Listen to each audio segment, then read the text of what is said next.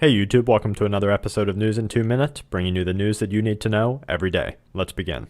Martial law has been invoked in the Indian state of Uttar Pradesh, where closed shops have left unprepared residents without essential items such as food, milk, and bread, after sectarian violence between Muslim and Hindu groups over the weekend left at least 25 followers dead and hundreds injured. Some reports are stating that over 5,000 military servicemen have been dispatched to the area, where they are lining the streets and have been given orders to shoot on sight anyone found to be disobeying military law. Our thoughts are with the residents of Uttar Pradesh, and the story reminds us to keep essential items on hand for times of both emergency and disaster.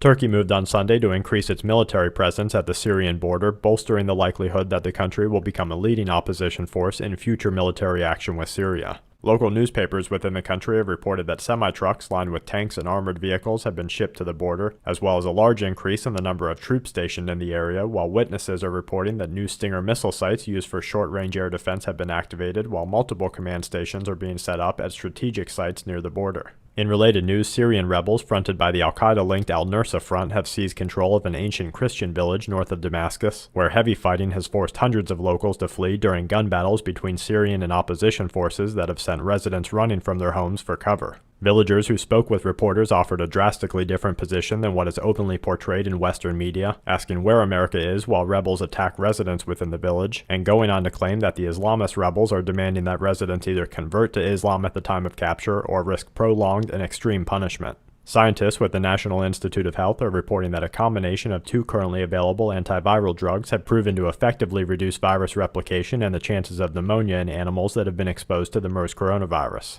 In other flu news, India is alerting multiple states within the country to be on watch for the recurrence of bird flu after wet conditions from recent monsoons are thought to have spread the disease. And to wrap things up, Vietnam will become a nuclear-powered country with the cooperation of South Korea. A backpacker lost for 4 months in Argentina's wilderness has been found after eating foraged food and trapping animals to stay alive. The National Security Agency can constantly monitor a growing list of information from nearly every connected smartphone, according to a report on the German news website Der Spiegel. And a 5.2 in Afghanistan as well as a 5.0 in both Burma and the Philippines completes today's Quake Watch. And that's it for this episode of News in 2 Minutes. Check back tomorrow for more news that the aware need the most.